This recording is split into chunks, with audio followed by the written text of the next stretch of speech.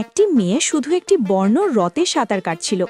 হঠাৎ হেঁটে যখন সে তীরে উঠল, দেখল তার নিচের দেহ জায়গায় লালির রক্ত লেগে আছে। প্রথমে সে ভেবেছিল হয়তো তার মাসিক শুরু হয়েছে, কিন্তু তার ভাই একটু রক্ত নিয়ে গন্ধ নিলেই বুঝল রক্তের সঙ্গে একেবারেই ভয়ানক মাছের গন্ধ মিশে আছে। তাদের এখনও পুরোটা বোঝা যায়নি। হঠাৎ হ্রদ থেকে পর্যটকদের চিৎকার শোনা গেল। সবাই উন্মত্ত হয়ে চারদিকে দৌড়াচ্ছিল, যেন কোনো ভয়ঙ্কর প্রাণী থেকে পালাচ্ছে। হ্রদের জল এখন রক্তে রাঙা, আর যারা একটু ধীরে দৌড়াচ্ছিল মুহূর্তের মধ্যে তা নিঃশেষ হয়ে যাচ্ছিল। কিন্তু তারা বুঝতেই পারছে না পুরো হ্রদ এখন হাজার হাজার পরিবর্তিত দানব জাতীয় মাছ দখল করে ফেলেছে, কারণ মানুষ বারবার দূষণ করছে। শহরের বর্জ্য আর রাসায়নিক জাহাজের পানির সঙ্গে মিশে গেছে, নদী আর হ্রদের রেডিয়েশন ছড়িয়ে পড়েছে, আর সেই কারণে এই মাছগুলো এত নিষ্ঠুর এবং পরিবর্তিত হয়ে উঠেছে। একই সময় এক পরিচ্ছন্নতা কর্মী হ্রদের ধারে একটি ছোট নরম ইল দেখল। সে হাতে ধরে খেলছিল এবং তার স্ত্রীকে ফোন করে বলল, আজ রাতে ইল রান্না করব। কিন্তু পরের মুহূর্তে সেই মিষ্টি ইলই তার হাতে লাফিয়ে ওঠে। তার মাথায় লেগে গেল। সে এত ভয় পেয়েছিল যে পায়ে লাথি দেওয়া পর্যন্ত ভুলে গেল, এবং আরও মাছ হঠাৎ হ্রদ থেকে বেরিয়ে এসে তাকে আক্রমণ করল। মাছগুলো তার মস্তিষ্কে লেগে তাকে খাবারের মধ্যে খাচ্ছিল, কিন্তু এত খাবারও তাদের জন্য যথেষ্ট ছিল না। তারা নতুন শিকার খুঁজতে লাগল। একজন বুড়ো মানুষ নদীর ধারে মাছ ধরছিল। হঠাৎ মাছগুলো তার চোখ কেটে নিল। পাশের কুকুর হেল্পলেসলি দেখে থাকল। তারপর আরও পর্যটক একে একে মারা গেল। অবশেষে পুলিশ, টেডি এবং তার সহকর্মী ঘটনাস্থলে এলো। তারা হ্রদে কয়েকটি মৃত মাছ দেখল, দাঁত, নকশা এবং ভয়ানক চেহারা সহ। টেডি নিশ্চিত হলো যে এই মাছগুলো এখন মানুষ খাওয়ার দানব, কিন্তু তার এক সহকর্মী এখনও হালকাভাবে নিয়েছিল এবং হ্রদের মাঝখানে আরও মাছের নমুনা নেওয়ার জন্য নৌকা চালাচ্ছিল। সে এমনকি ঠান্ডা বিয়ারও নিয়ে বসেছিল। হঠাৎ এক মাছ তার হাতে লাফ দিয়ে কামড়ালো। পুলিশ চেষ্টা করল, কিন্তু সহকর্মী মারা গেল। টেডি এবং ওয়েলপার্ক এসে দেখল নৌকা উল্টে গেছে, চারপাশে রক্ত ছড়িয়ে আছে। তারা নৌকাটি উল্টে দেখার চেষ্টা করল, কিন্তু এক মাছ হঠাৎ ওয়েলের হাতে লাফ দিল।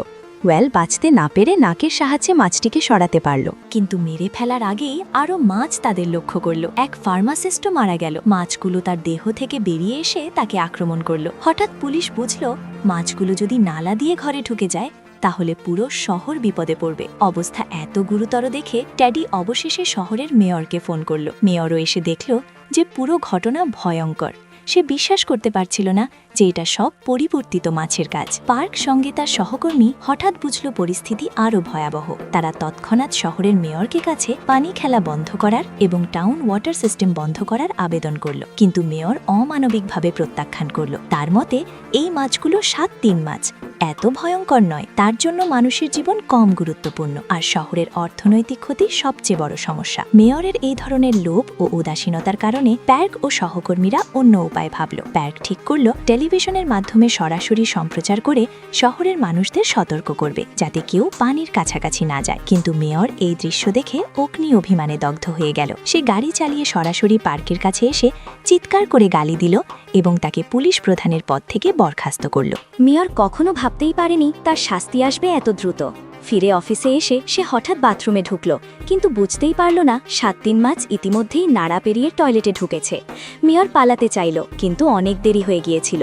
তার শেষ মুহূর্তের মৃত্যু হলো সবচেয়ে লজ্জাজনক এবং ভয়ঙ্করভাবে বাথরুমে। এদিকে অন্য এক মেয়ে অযথা সাহসী হয়ে সাঁতার কাটতে পুলে প্রবেশ করল, কিন্তু পানি নিপতন করতেই 7-3 মাছ তাকে আক্রমণ করল। পরের মুহূর্তে পার্কের মেয়ের সঙ্গে তার প্রেমিক পুলে আসে। তারা কিছু করার সময় দেখল পুলের জলে ভেসে আছে মৃতদেহ। হঠাৎ সেই মাছ মেয়ের মুখ দিয়ে বেরিয়ে আসে। তারা চিৎকার করে চড়ে উঠল, কিন্তু আরও মাছ উপস্থিত হয়ে মৃতদেহগুলো চিবাতে শুরু করল। মেয়ের মা ঘটনাস্থলে এসে 3 জনকে উদ্ধার করার চেষ্টা করল।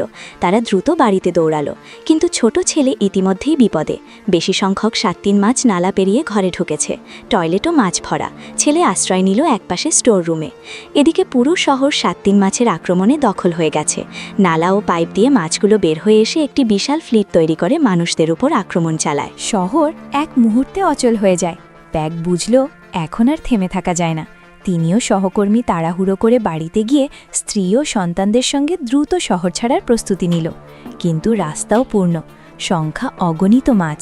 একজন মহিলা পুলিশ সামনের দিকে হঠাৎ ভয় পেয়ে গাড়িতে বসে অপেক্ষা করতে থাকে। জানালা বন্ধ করতেও সাহস পায় না। মাছগুলো চারপাশে ঘিরে ফেলল। প্যারক ও সহকর্মী এসে গাড়িতে যোগ দিতে পারল, কিন্তু তারা মাছদের সামনে অসমর্থ। তারা কেবল গাড়ি চালিয়ে অবার্থ গৌড়ালো। একই সময় 3 জন বাড়িতে ফিরল। মেয়ের প্রেমিক আলাদা হয়ে গেল নিজ পরিবার খুঁজতে।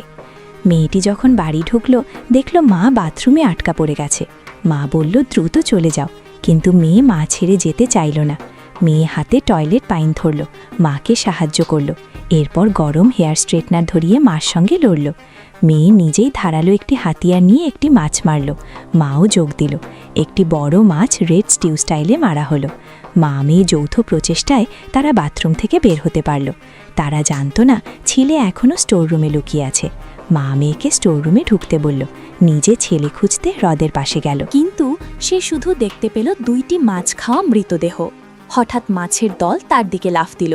সে তৎক্ষণাৎ একটি জ্বালানির বোতল ফেলে আগুন ধরালো।